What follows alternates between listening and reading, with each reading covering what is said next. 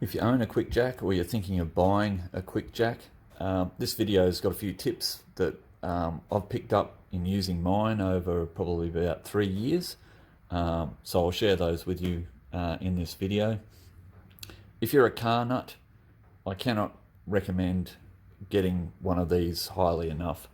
Like, if you're into servicing and working on your own vehicle, having a lift is just brilliant in my mind. The ability to lift your car off the ground, all four wheels at the same time, safely and quickly, without having to use trolley jacks and jack stands, is just a boon. Saves you a lot of time and is far safer than using jack stands and all that type of thing.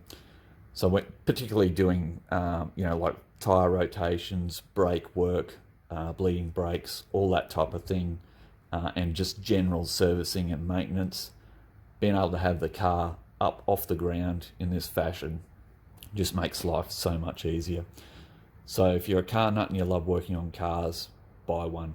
That's my opinion. There's a few issues, and I'll go through some of those that'll help you in your ownership experience. If you're considering buying one of these, my tip is just to make sure that you buy one that's rated for the capacity of your vehicle. So I originally bought this to service my 86, which is up on the stands here now. It's very light, so you can get a 3,500 pound QuickJack. So that's rated for about 1,500 or nearly 1,600 kilograms. So that's more than enough to lift this 86. But I went up to the next model, which is a 5,000 pound model.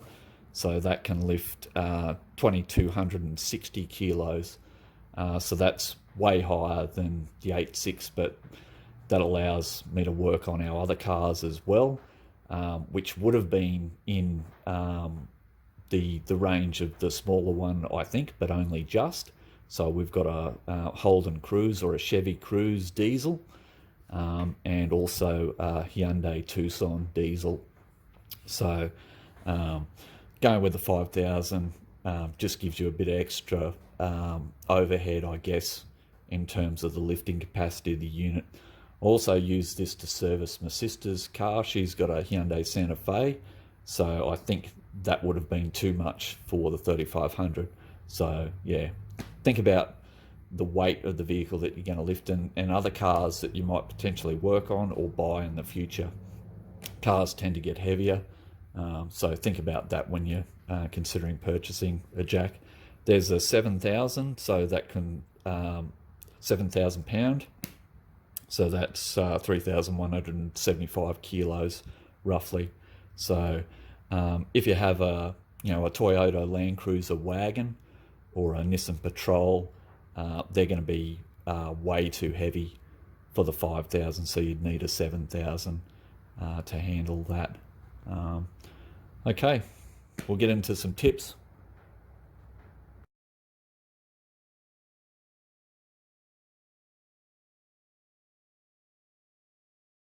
Always make sure you're checking on a regular basis the level of the automatic transmission fluid that you've got in your reservoir. If that runs low and you're jacking your car up, you'll get to a certain point and you'll be able to go no further.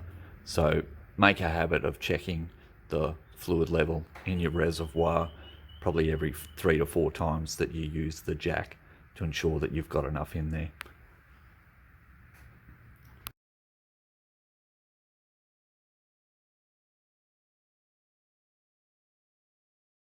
If you can't connect your coupling to your pump or to the actual jack itself, no matter how hard you try, like you're pushing and pushing and pushing, and that is just not going on there at all,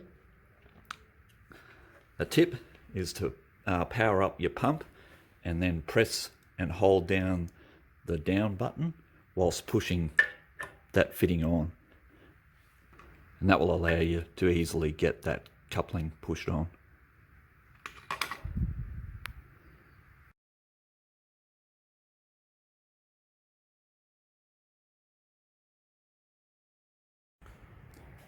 The rubber blocks that come with your QuickJack are garbage and they're expensive.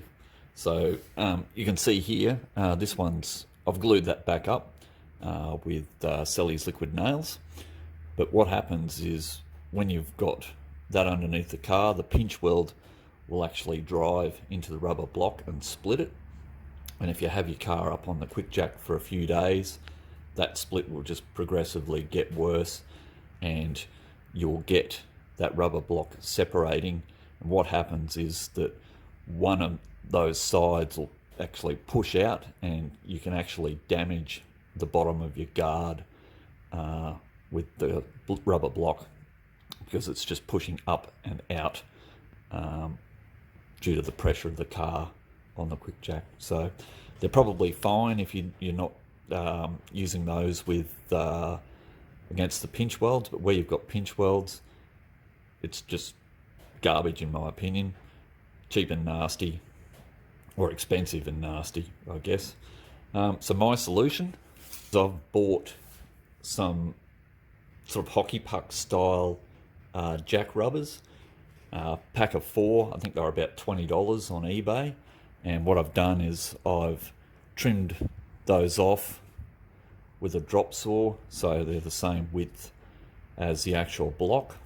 Then I've glued that puck onto the rubber block with Selly's extra strength liquid nails.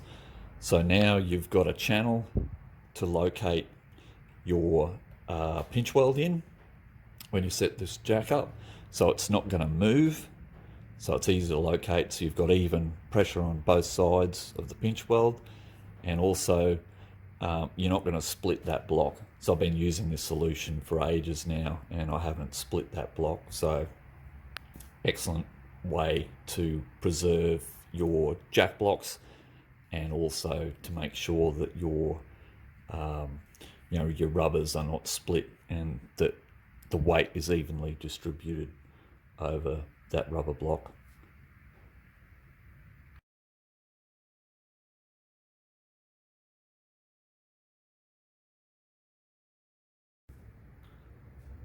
Think about where the weight is in your car when you're orientating the QuickJack and how you're going to use it.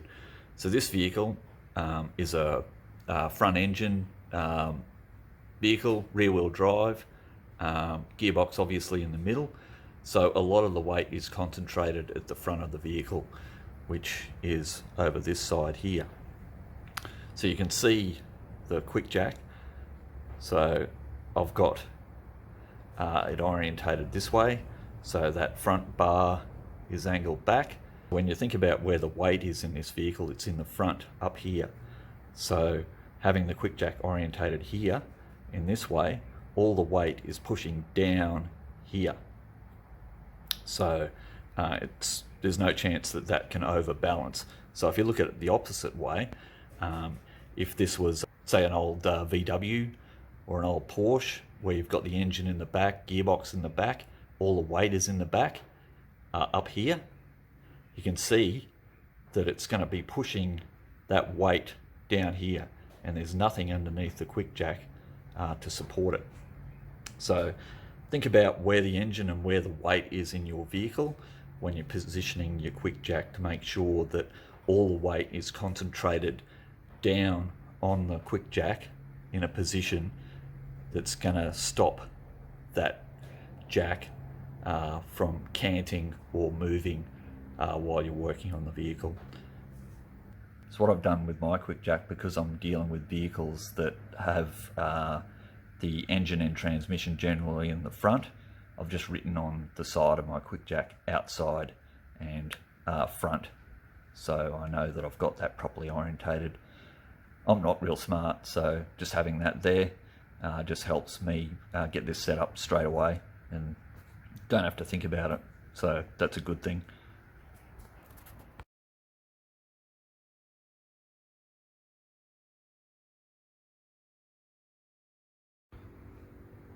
QuickJacks are very safe. They can carry loads way in excess of what they're rated for. That's demonstrated in QuickJack videos. But what I always do when I'm working underneath the car is I'll also have a jack stand underneath the QuickJack. So if anything should fail and it collapses, then that jack stand should assist in saving my bacon. So I may even get another one to put under the back of that, so I've got two jack stands along each side of the vehicle. As I say, they're very safe, unlikely to happen, but when your life is involved and you're under the car, and particularly in times where you're the only one home, you want to be safer rather than sorry.